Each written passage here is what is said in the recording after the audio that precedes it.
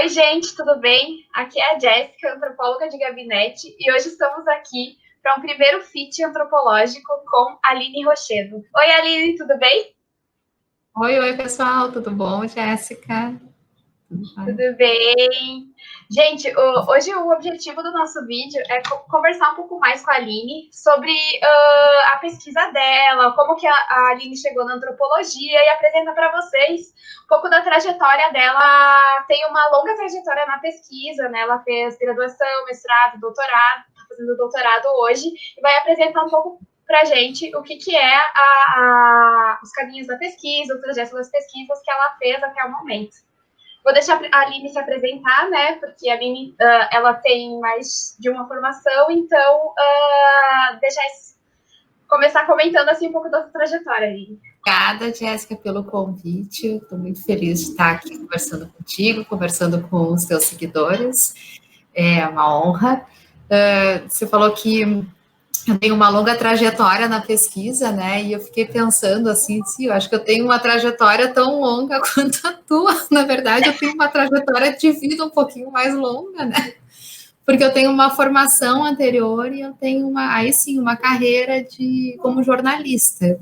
Me formei em 95 em jornalismo e aí eu me lembro que lá no jornalismo tinha uma disciplina, teve duas disciplinas que foram de antropologia, 2 semestres. E eu me lembro que eu já tinha ficado encantada, assim, com essas disciplinas. A gente lia da Mata, a gente lia o professor Rubem Oliven, né, que depois se tornou professor.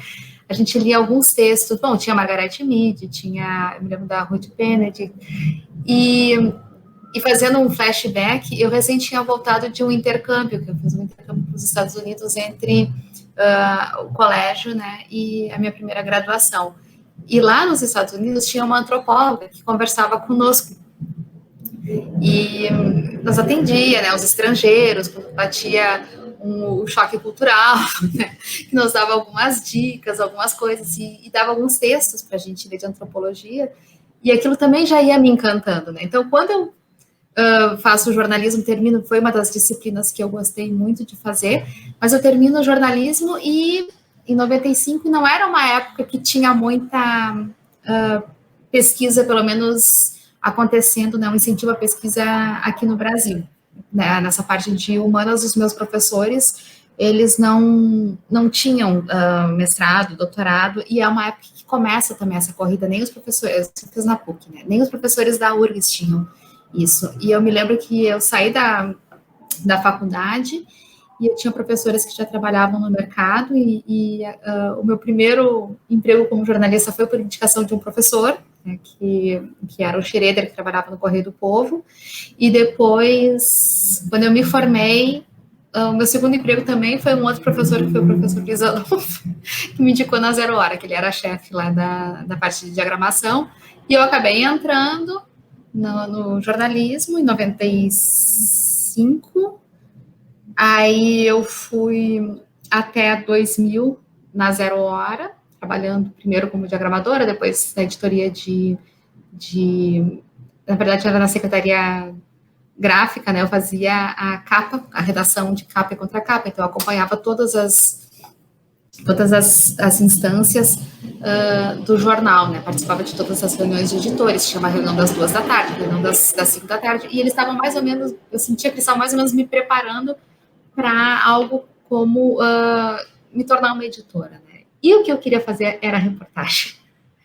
Só que a reportagem, para mim, sempre foi o filé mignon, né? Só que é engraçado, porque numa empresa jornalística, quanto os editores, eles são mais importantes que os repórteres. O repórter é meio que o início, né? Assim, exceto os repórteres especiais. Mas eu tinha algum talento, eu acho que eles iam identificando, não que eu tenha nascido com, mas pela minha formação com a diagramação, e aí depois fazendo tanto título, e lendo tanta matéria, entendendo como funcionava o jornal, né, como se fazia as reportagens, onde é que estava a fotografia, como é que se montava uma página. Então eu tentava fazer um pouco de reportagem, quando eu via, me puxavam para edição, e eu fui fazer reportagem e puxava para edição. Então isso tudo foi me colocando muito mais um nível de edição do que de reportagem, e eu sentia muita falta de falar com as pessoas, que foi para isso que eu fiz o jornalismo, né? queria conversar com as pessoas. E daí eu fui, ainda na 0 hora da capa, eu pedi para sair, porque eu queria fazer reportagem, fui para economia um tempo, mas de novo, quando eu vi, eu estava na edição de novo. Então, aí pintou uma oportunidade de ir para São Paulo, eu ainda tinha 20 e poucos anos, e era a bolha da internet, né, era em 2000, 99, 2000, ali naquela virada, e eu falei com uma colega, uma amiga minha em São Paulo, e disse, olha, eu quero ir para São Paulo, eu preciso ir para algum lugar, e daí ela disse, tem uma vaga na Caras, e eu disse, eu vou para Caras, e depois eu vejo o que eu faço. Quando eu chego na Caras, eu cheguei como repórter internacional. E o que aconteceu, né? Eu fui para Caras e aí eu encontrei lá uma possibilidade de fazer reportagem, que era o que eu queria. E não só fazer reportagem, mas eu ia à casa das pessoas. Eu viajava com as pessoas. Tinha aquelas coisas de ir para a ilha ou ir para o castelo. Você passava um mês no castelo, então apareciam assim, passavam várias pessoas pelo castelo, né? E foi uma experiência que, no fim das contas, foi muito legal. Foi muito legal. Porque você tinha uma proximidade, né, e um convívio com pessoas que você nunca imaginou que você ia tomar café da manhã, que você ia jantar. Era muito legal por isso, assim, foi muito bacana. E eu fiquei na Caras, então, durante 4 anos, de repórter, de novo virei editora, né, virei editora internacional, sempre virava editora. E aí eu saio para fazer um pouco de reportagem para outras revistas. Então foi super interessante, Cláudia, Exame, eu fiz várias revistas como freela. Voltei para Porto Alegre, porque eu já conseguia fazer freela à distância, né? Agora a gente está falando em home office. Eu trabalhava em home office lá em 2004, 2005. Sim. Eu já estava nesse esquema e já estava entrevistando. Então, eu estava em São Paulo, entrevistando gente em Brasília, entrevistando gente não sei onde. Voltei para Porto Alegre e continuei fazendo isso. Nesse meio tempo, resolvi fazer o vestibular para Ciências Sociais. Né, isso foi 2007. Comecei o curso em 2008. Aí fiz Ciências Sociais 2 anos para pensar se eu queria ou se eu não queria entrar na pós-graduação, porque eu também sabia que eu tinha um histórico, né, que poderia ser mal visto aos olhos né, da academia. Afinal de contas, eu tinha trabalhado na Caras, eu tinha trabalhado na 0 Hora, eu tinha trabalhado para a Editora Abril, ou seja, né, eu tinha trabalhado no eixo do mal. Mas eu aprendi muito. Para muitos era essa leitura que se fazia, né? Mas eu tinha uma carreira e, ao mesmo tempo, eu queria continuar estudando, né? Mas eu também não conhecia ninguém nas ciências sociais, na antropologia, não era dessa área, e entrei um pouco para ver qual é que era, quem eram aquelas pessoas, e se eu tinha alguma possibilidade. Fiquei 2 anos, gostei do curso, e fui ficando, né? Fiz 2 anos do curso, aí apareceu uma outra oportunidade de voltar para São Paulo sobre trabalho, né? Eu disse que eu não ia de jeito nenhum, com uma ex-chefe minha, e aí ela ficou insistindo, e aí um dia ela me disse quanto que pagavam, e daí eram 5 dígitos, né? E eu pensei, gente, eu vou, depois eu volto e continuo estudando, né? E fui. E isso durou mais 1 ano e 8 meses. Aí eu voltei, retomei a faculdade de Ciências Sociais e entrei, por isso que eu estou dizendo assim, eu tenho uma trajetória muito maior, como repórter ou como editora. Então, né, eu fui para, essa vez que eu fui para São Paulo, foi para fazer a revista Ola, que era a versão brasileira de uma revista espanhola, e eu fiquei lá como editora-chefe. Aí era a editora top, né? Só estava abaixo da diretora, que era essa que me levou. Já tinha trabalhado comigo, eu já tinha trabalhado com ela na Caras. Bom, eu vou entrar no mestrado em 2013. 2013 eu entro no mestrado, e é aí que eu começo, porque eu não tinha feito iniciação científica. Já se eu estou capaz de ter mais experiência de pesquisa do que eu. Eu não tinha feito iniciação científica. Tá? Eu estava na faculdade ainda, até porque eu já era muito velha, né? Tem essa questão etária que pega bastante. O pessoal diz, não, isso aqui, mas é uma minoria que nunca é lembrada, né? A gente tem várias minorias que são, bastante lembradas em muitos momentos, mas você tem uma maioria jovem, né? Então as pessoas com mais idade que chegam nesses ambientes hoje, isso era uma coisa super normal quando eu era criança, né? Os pais dos meus amigos que faziam pós-graduação, hoje, né, são as pessoas que têm idade para ser minhas filhas que fazem pós-graduação, mas tinha essa questão, eu não conseguia e eu sentia que tinha uma certa resistência entre os professores para conversar comigo, para me dar atenção, eu chegar, parecia, por ser jornalista, parecia que tinha uma coisa estranha, né, no ar. Mas a professora Cordélia, eu era aluna dela na graduação, ela me enxergou e me achou estranha, me achou muito esquisita, mas me ouviu, sabe? Me ouviu e disse, não, Aline, vale a pena, né? Porque eu já estava meio que, será que eu faço, não faço? Ela disse, não, vamos fazer, eu te dou carta de recomendação, né? Aí eu pensei, uma semana depois, falei com ela, disse, Chica, eu acho que eu vou tentar o mestrado. Ela disse, é bom tentar, porque a tua carta eu já mandei. Eu disse, então tá, então essa carta já foi, vai o projeto na sequência, né? Então, mas aí entrei em 2013, né, com um projeto que era pesquisar a biografia de um vestido, né, pensando em cultura material, pensando em biografia das coisas, pensando a partir do Kopitoff e do Appadurai, que era isso que estava ali para mim naquele momento, mas poderia ter sido um outro objeto, poderia ter sido uma cadeira, um cachimbo, mil coisas, mas foi um vestido.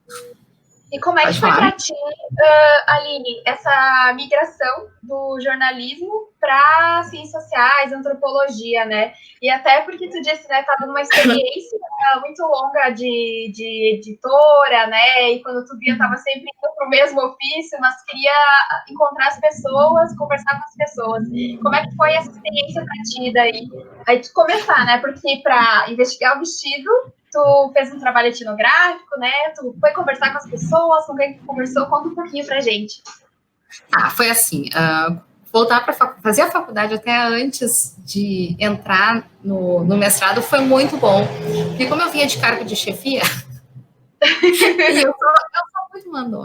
eu sou muito mandona, eu tomo conta, eu quero mandar em tudo, eu quero organizar, eu quero, sabe, assim, quando eu vejo as pessoas paradas, isso me dá um certo nervoso, porque ritmo de redação, porque eu trabalho em redação diária, e revista semanal, e empresa privada não tem negociação de prazo, é aquilo. Então eu cheguei com esse espírito, assim, trabalho de grupo eu era um inferno na vida das pessoas, eu era um inferno, eu estressei muita gente, aí não, eu fui baixando um pouco, tanto que eu estou em prorrogação, eu baixei tanto o ritmo que eu estou em prorrogação para a entrega da tese, né, assim, mas eu meio que dei uma relaxada, foi ótimo para aprender novas, reaprender, né, essas questões de hierarquia, porque eu chegava mandando, né, e se me deixarem eu faço isso, assim, eu preciso lembrar que não, baixa, né, um pouquinho, mas eu acho que eu trouxe também foi um processo bem estranho, mas foi um processo muito legal, porque eu pude conviver com outras pessoas diferentes, assim, sabe, e retomar o encontro com pessoas mais jovens. Isso tinha muito em redação também, eu gostava bastante. Em redação, tanto de revista quanto de jornal, você tem um encontro de geração que é muito, muito saudável, muito bacana mesmo.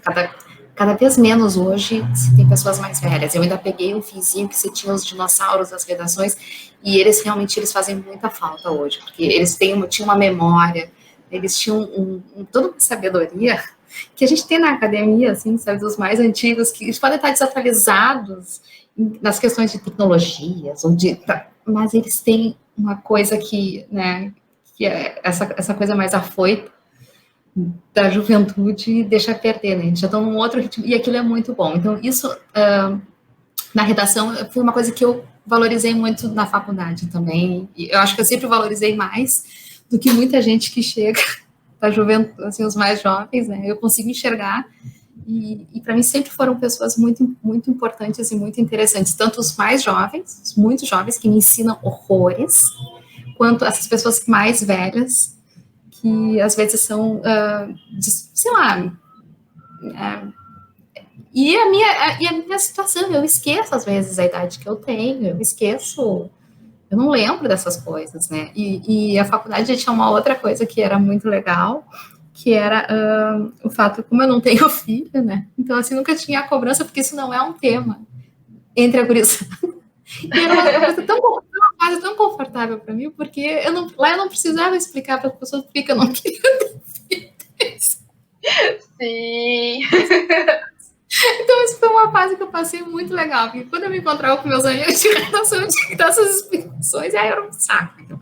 Mas, mas isso foi só um parênteses, assim, porque eu me, talvez, né, porque eu me sentisse tão bem entre a gurizada, porque os papos eram outros, os interesses eram outros, e aquilo me fazia, sabe, dava uma oxigenada que foi muito legal.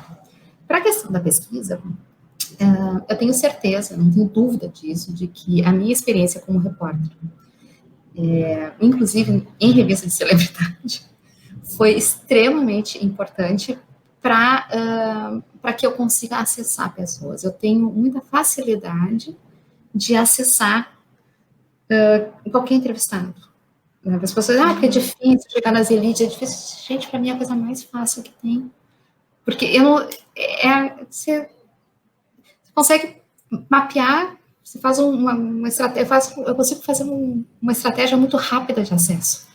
Sim. De acionar as pessoas, de nas pessoas certas. Também, tudo bem, eu tenho uma rede, né, que se formou, que também facilita, mas eu não tive, durante a minha pesquisa de mestrado, para eu chegar onde eu queria, que era um costureiro, né, que fez o vestido, e uma outra senhora da alta sociedade de Porto Alegre, que eram duas pessoas que eu não conhecia pessoalmente, mas eu cheguei neles com 2 telefonemas. E no dia seguinte, eu estava sentada na frente deles. Então, essa agilidade que eu comecei a perceber que esse background me deu, e isso apareceu muito também no doutorado. Onde eu quis, onde eu precisei, eu cheguei, eu até poderia ter almejado mais para as minhas pesquisas, porque provavelmente eu teria ido. Sabe, ter tentado outros lugares, ter pensado numa pesquisa que me levasse, eu fico pensando nisso, né, a outros lugares que talvez uma pessoa mais jovem, é claro que aqui tem um recorte de classe, aqui tem um recorte de geracional, as pessoas te receberem, tem isso também, sabe, eu acho que as pesquisas que eu faço são pesquisas assim, que pelo fato de eu ser mais velha, né, pelo fato de eu ser branca, né, isso também facilita muito para esses lugares que eu tento ingressar. Sim. E eu não estou dizendo que isso é bom, estou dizendo que é uma característica do campo de pesquisa, pensando, né, quanto ser branco, ser de uma classe média, ou de frequentar uns ambientes de certo privilégio, o quanto isso facilita, né, o meu acesso a alguns meios. O fato de ser jornalista também, né, de ter essa experiência, parece, enquanto é tão desqualificada em alguns meios, em outros ela é muito valorizada. Sim. Eu fiquei pensando muito nisso, sabe, Aline? Porque por mais que eu tivesse uma trajetória, por exemplo, desde a graduação, com pesquisas, né, eu senti, ou sinto, essa lacuna, né, esse gap na nossa própria formação, assim, de comunicação com os nossos interlocutores, né, algo que geralmente a gente vai aprender na prática, isso dá para ver que pelo menos as pessoas que vêm da área da comunicação, né, ter contato contigo, assim, e com outras pessoas, me pareceu sempre mais facilitado, digamos assim, para dialogar assim, com as pessoas, né? Tem essa pesquisa, eu vou lá e eu falo, eu dou um jeito, né? Até isso que estava falando das estratégias, né? E que às vezes para a gente da própria ciências sociais, mesmo que né, isso digo da formação, né? Eu não tive formação em outra área a não ser seguindo assim de não ter de pensar nisso, né? Esse tipo de relações com as pessoas, né? A forma que eu vou me comunicar. Por mais que a gente estudasse antes, é aquela coisa.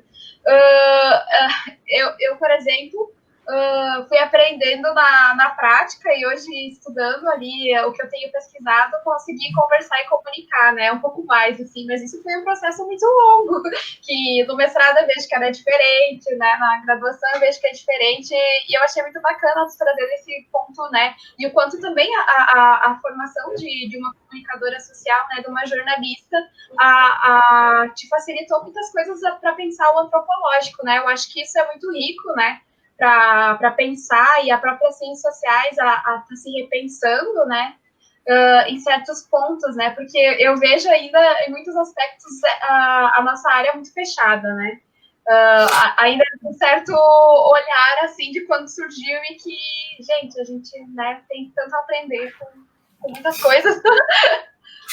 A gente também vem com alguns vícios, né, das áreas, né? Então, às vezes, você está aprendendo ali, eu acho que do jornalismo isso facilita bastante também, porque a gente tem uma outra temporalidade, né? Até no mercado de trabalho o tempo é outro. Como eu venho com essa, que eu já falei um pouquinho sobre essa temporalidade diferente, se eu penso que eu quero falar com alguém, eu vou ligar. Se não for muito tarde, eu vou ligar no mesmo dia. Eu vou procurar a pessoa no mesmo dia. Se for tarde, eu vou procurar a pessoa no dia seguinte. Eu não vou procurar ela dali uma semana, 2 semanas, um mês, e já não vou sair de antemão dizendo que é uma pessoa de difícil acesso. As pessoas sabe, as pessoas que eu pensei que eram mais difíceis de acessar, me respondiam em menos de 24 horas ou me atendiam na hora. Elas nunca são procuradas para participar de pesquisa. E aquelas pessoas que são sempre as mesmas, elas já não estão, sabe, elas já não têm nem paciência mais, ou tal, que é mais uma pesquisa, ou elas fazem, não estou dizendo todas, né, mas pode acontecer isso. Tem pesquisas que você olha, é de novo fulano, e de novo fulano, e de novo fulano, sabe? São temas, bom, então pelo menos pega uma pessoa que nunca falou sobre aquilo, mas tem, mesmo nas pesquisas tem os especialistas e são aqueles mesmos que falam de uma pesquisa para outra, quando tu vai procurando as pesquisas, é a mesma pessoa que está na mesma, sabe? Isso acontece na imprensa também, tá? Não é? Mas eu acho que dá para fazer, eu sempre penso nisso, né? É buscar pessoas completamente diferentes ou que estão acostumadas a falar para a imprensa, mas que não estão acostumadas, nunca são requisitadas para. E não é porque elas não estejam disponíveis, elas estão disponíveis e elas querem falar para o pesquisador também. É a maneira de tu abordar, né? E também tratar com respeito. Porque por que a gente precisa, né, vir com um código de ética nosso para cima de algumas pessoas e para cima de outras não? É o respeito da abordagem. Bom, e aí tem vários aspectos que a gente, eu vou falar, mas provavelmente vem pedrada, né? Mas quando você vai abordar algumas pessoas, você precisa saber como que você vai abordar. Você não vai a uma repartição pública, né, de shortinho e chinelo de dedo. Você não vai. Aí você vai contar como que te trataram mal, mas sim, você esperava, né? Sabe, tem umas coisas que são um pouco. Né? Você vai, bota um jeans, um tênis, que seja uma camiseta, vai, tá, entrevista as pessoas, você vai ter uma outra. Ao invés de falar como foi, como você causou, você vai falar sobre a sua pesquisa. Você vai conseguir as informações, né? Por que a gente tem que respeitar alguns e não pode respeitar outros? Né? A gente aprende no jornalismo mesmo, você está fazendo matéria na praia, você não vai de biquíni. Você não vai de sunga entrevistar as pessoas. Você vai de camisa, você pode ir de bermuda, mas você vai, bota uma camisa, uma camiseta, alguma coisa do tipo. Estou dando um exemplo de vestuário, assim, porque foi o primeiro que me ocorreu, mas existem outras coisas, né? Outras maneiras de chegar nas pessoas, de abordar, mesmo com gírias, ou pode ser gíria, pode ser na maneira de falar, sei lá, mas você pode até, depois de quebrar algumas barreiras, né, ganhar confiança, fazer alguma coisa, porque assim, acessar as pessoas não é muito fácil. É mais fácil do que ganhar confiança.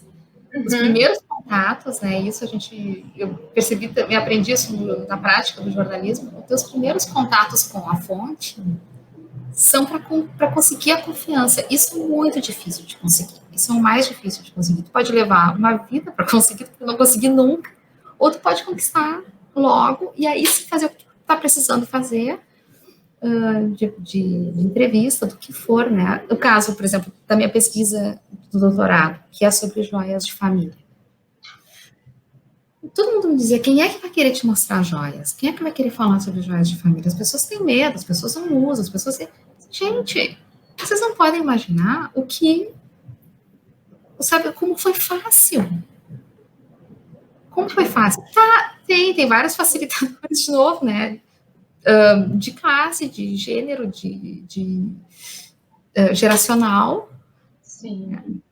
né? Mas foi muito fácil, e as pessoas próximas, elas indicavam os seus conhecidos, ou elas mesmas vinham mostrar, e aí elas comentavam com alguém que se oferecia, e comentavam, mas, sabe, e aí elas iam me indicando e dizendo, é minha amiga, eu confio. Então, o meu trabalho foi feito na base da confiança, e eu entrava na casa das pessoas, eu tinha que pedir para elas não me mostrarem onde elas guardavam as suas coisas, as que guardavam em casa, né, porque por elas fariam isso, e aí eu não posso, depois entro, faço uma arrastão na casa. É, Isso nunca uma, aconteceu, tá tudo certo, mas, assim, é a confiança, trabalhar, fazer, eu acho que a mesma coisa aconteceu com o vestido, né, eu fui entrando muito fácil nos lugares, mas tinha ali um pacto de confiança que estava muito claro, né, e eu acho que é um papel também do pesquisador, não importa com quem ele trabalhe,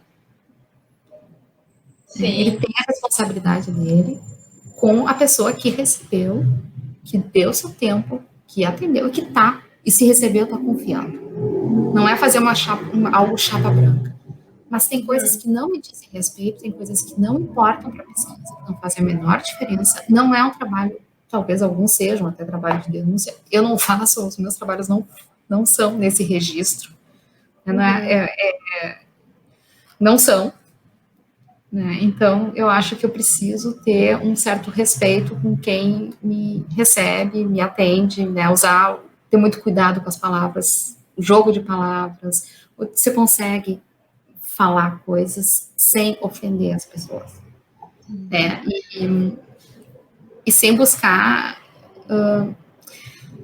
Tem algumas contradições, mas, gente, tem coisas que é do ser humano, né? A contradição, ela é constitutiva do ser humano. Então, sabe, eu não sei, eu procuro levar as minhas pesquisas, todas elas, muito pautadas pelo respeito, e esse respeito à confiança que as pessoas depositam em mim para me receber.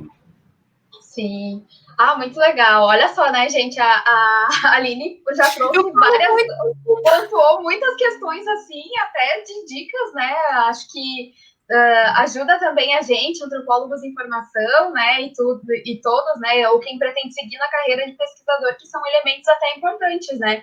Como a gente vai se portar, né? O tipo de fala e tal, e que isso tudo vai modificar, né, ali conforme o nosso campo de pesquisa, né? No teu caso, tu trouxe as tuas especificidades também, mas que são dicas, né, para tudo, que a gente pode pensar muitas outras pesquisas, outras temáticas, assim, que é muito importante. A questão do atraso. Você marcou com a pessoa? Você tem que ir. E você tem que chegar naquele horário. Você vai chegar antes, inclusive. Uhum. Você não pode desmarcar. Você não Sim. pode. E Tem uma série de detalhes que a gente sabe depois, sabe que aconteceram, que deram errado nas pesquisas. Você não pode se envolver com a criatura, pelo menos durante a pesquisa, deixa para depois. Né? Coisas assim, não. sim, Sei lá. não é, isso são muitos detalhes, né? Inclusive, que mostra o quanto, né, o trabalho do pesquisador, né? E isso a gente traz mais pensando nós, das ciências humanas, né? De também valorização da nossa profissão, né? Muitas coisas que, por exemplo, eu fiquei pensando, né, Aline, até na questão da temporalidade que tu trouxe, assim, né, de pensar essa tua adaptação, né, saindo do jornalismo, né, indo para tendo dedicação exclusiva, né, como pesquisadora e enquanto pesquisadora, toda a nossa temporalidade, né, pesquisador e pesquisadora muda, né, de a gente organizar as rotinas, às vezes não é tão fácil, existe um momento de escrita, existe um momento da leitura, existe um momento das disciplinas, É. e que influenciam muito, né, na forma como também a gente vai estar levando a nossa pesquisa, né, e vai dando continuidade, né, e que é importante falar, né, porque muitas vezes as pessoas pensam que, vocês só estudam, né? Mas o que é o nosso estudo ou o nosso trabalho, na verdade, né? Porque é um trabalho que nos exige muito, né? Inclusive a questão, pelo menos na área da antropologia, o que vai nos colocar enquanto pesquisador, pensando nessa questão da reflexividade, né? Antropológica. e que é algo que é um processo, né, um processo às vezes um pouco mais demorado, né, e aí de pensar assim, pegar e entrevistar ou fazer a entrevista ali por si mesmo, não é só isso, né, a gente tem todo um outro momento, né, eu queria que tu comentasse um pouco isso. Pois é, né? A gente tem momentos bem diferentes, tanto no mestrado quanto no doutorado, e dependendo do programa, é diferente, assim, tem, por exemplo, na URGS ali, quem vem de fora, não fez o mestrado na URGS e tem que fazer o doutorado, e faz o doutorado, tem que fazer todas as disciplinas obrigatórias e tem uns créditos e tem bem menos tempo num primeiro momento para fazer as pesquisas de campo e as leituras, né, para suas próprias pesquisas. Eu sou muito privilegiada nesse sentido, porque eu consegui fazer o mestrado na URGS e o doutorado que acabei fazendo ali também.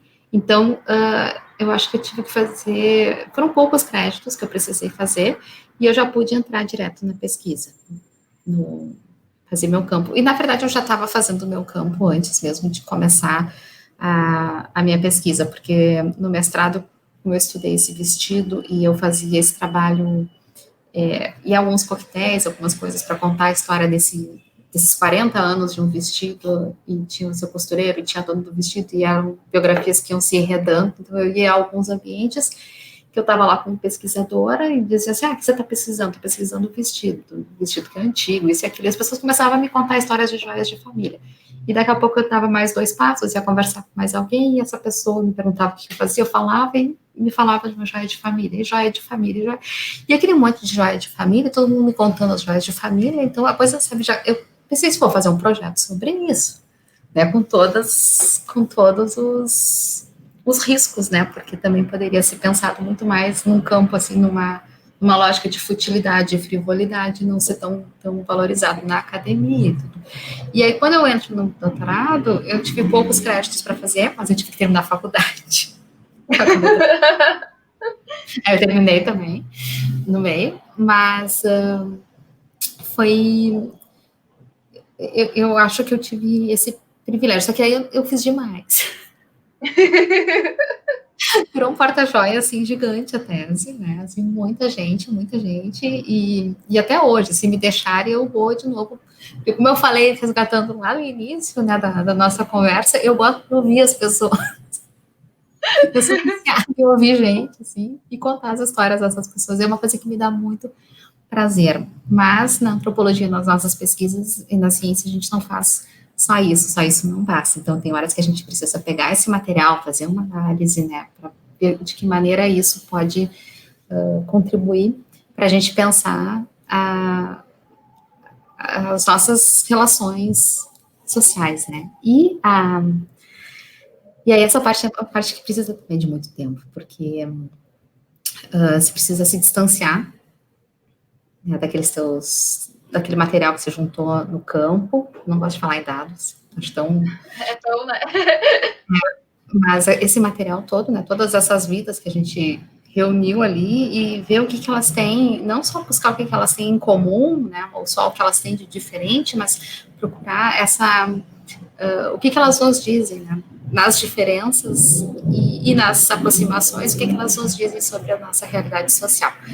E no caso das joias de família, ela é algo que toca muito, né, porque eu só fui me dar conta disso, a pesquisa já estava em andamento, mas como ela mexe com as nossas emoções, eu chorei muito ouvindo histórias, eu choro muito lendo, né, e quando eu estou escrevendo também tem horas que eu fico muito comovida, assim, porque fala sobre saudade, né, porque fala sobre relações entre avós e netos, fala sobre... até achei que ia ter mais briga familiar, sabe, mas o que mais apareceu... É verdade. Né, aparece muito segredo, muitas coisas que elas se dão numa esfera de segredo, né? Porque, claro, as coisas mais escondidas são as que mais revelam. Isso está aparecendo muito, e que revelam sobre muitas coisas, muitas dimensões da vida. Mas é um trabalho que lida muito com os vivos, das relações entre vivos e mortos, mas na verdade são relações entre vivos, né? Mas que depois elas acabam se encontrando numa outra dimensão, né? E por mais racional que seja, né, aquela sociedade, né, pensada mais desencantada, né, mas tem uma dimensão religiosa, não no sentido eclesiástico, mas no sentido de relações que se dão de uma forma extraordinária, né, espiritual, né, mesmo que a pessoa diga assim, eu não sou nenhuma religião, bom, mas você conversa com os mortos, né, você Sim. sente, você se encontra com eles nas fotografias, e a joia tem uma coisa que a fotografia não tem, que é o fato de você conseguir tocar nela, né, ela tem, eu tentava botar o colar da minha avó aqui por cima, mas não mais, mas você consegue mexer, você sente, né, e ela te traz, ela tem um barulho, né, ela tem um toque que te lembra algumas coisas, né, ela tem um brilho, né, e tem uma coisa que antes as pessoas guardavam, faziam muitas relações entre fotografia e joia de família. Mas eu tenho a impressão que nessa questão digital, as fotos você consegue escanear e você consegue mandar para mais gente. Né? Você consegue distribuir melhor hoje em dia. Né? Tinha uma época que algumas pessoas tinham os álbuns, poucas pessoas tinham as fotos. Agora você consegue distribuir isso. É que nem o sobrenome. Você consegue distribuir de uma forma mais igualitária entre aquelas pessoas que estão envolvidas naquela família. Né? Ou a herança que é tributada, né, tipo imóveis, essas pessoas têm que ser dividida entre os herdeiros necessários de uma forma equivalente para todo mundo. Ah, ok. Agora, as joias de família não tem para todo mundo. Uhum. Ela segue uma outra lógica, né, e ela está, quando dada em vida, e agora com as gerações convivendo mais, uma expectativa de vida mais longa, você consegue ter, às vezes, 4 gerações convivendo, né? Então, algumas coisas conseguem ser passadas diretamente para os netos, sem passar pelos filhos. E são dadas pelas avós, dadas pelas bisavós. Então, tem muito afeto circulando e para alguns, e outros são deixados de fora.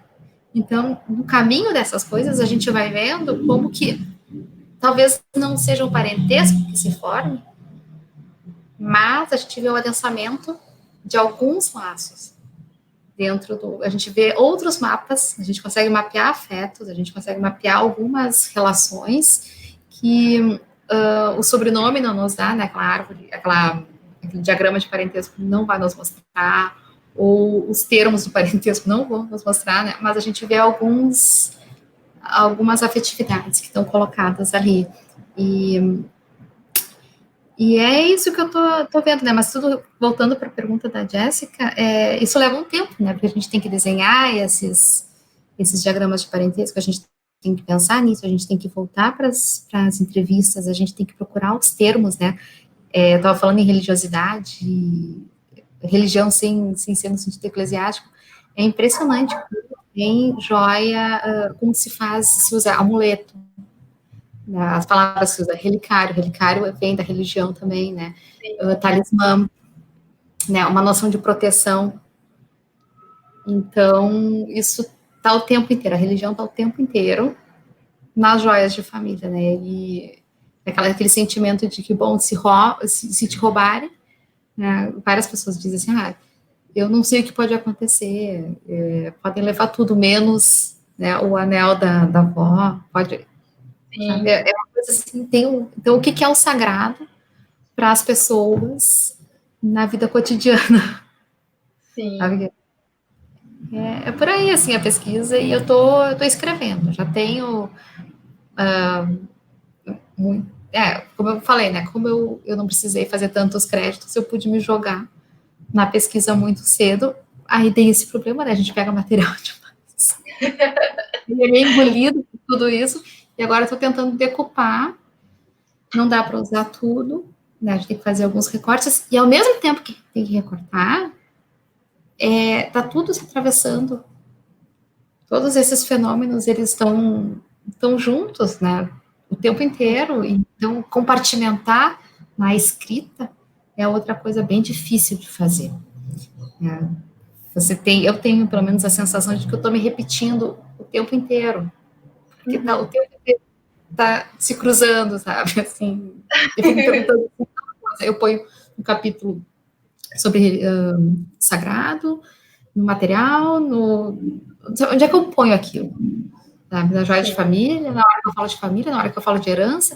Bom, é tudo ao mesmo tempo, então, em que momento que eu falo sobre aquilo, sabe? Então, é esse quebra-cabeça que a pesquisa também tem, né? Esse momento de você, pelo menos na antropologia e na etnografia, que é o que a gente faz, nessa parte do curso, né? A gente não faz só isso como antropólogos, mas esse momento é o momento que eu viro uma etnografia mais tempo, é uma coisa bem difícil. Até para quem tem habilidade de escrita, né? Porque é muito tempo de envolvimento, inclusive para você cortar. Assim, dói. Bom, Aline, muito obrigada por tudo. Hoje foi muito incrível ter a tua participação. Me sinto muito honrada, né, para mais esse sítio antropológico, né, e tá divulgando também o que faz um pesquisador, uma pesquisadora, né, na antropologia, mas também que circula por outras áreas, né, e que foi muito legal. Acho que dá muito pano para manga, né, de reflexões, né, para ajudar quem está iniciando, mas também quem já está há algum tempo na pesquisa, e quero agradecer de montão. Imagina, eu que te agradeço a oportunidade, foi uma honra conversar, tomara que eu consiga ajudar alguém que esteja precisando. Para essas questões de inserção, eu acho que aí é onde eu me saio, que eu tenho como contribuir, porque para mim sempre foi muito simples fazer isso, e eu digo, olha, gente, não é difícil. A gente só tem que entrar em contato com as pessoas, não pode ter medo de fazer o contato. O não a gente sempre tem, a gente vai, procura, e se levar um não, bom, aí, mas vai e procura, assim, pensou em alguém, liga no dia seguinte. E, né, gente, e eu vou deixar também, né, aqui linkado na descrição do vídeo, né, eu divulgar um pouco dos trabalhos da Aline, né, que a Aline tem feito nessa trajetória de pesquisadora, né, tem artigos publicados, tem uma dissertação maravilhosa, premiada, né, e que para você estar podendo acompanhar também o trabalho da Aline, né, que está também circulando por aí, né, nas mídias sociais.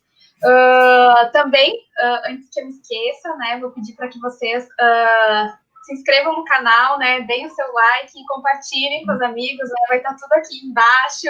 E é isso, muito obrigada. E esse foi mais um vídeo antropológico com a antropóloga de gabinete.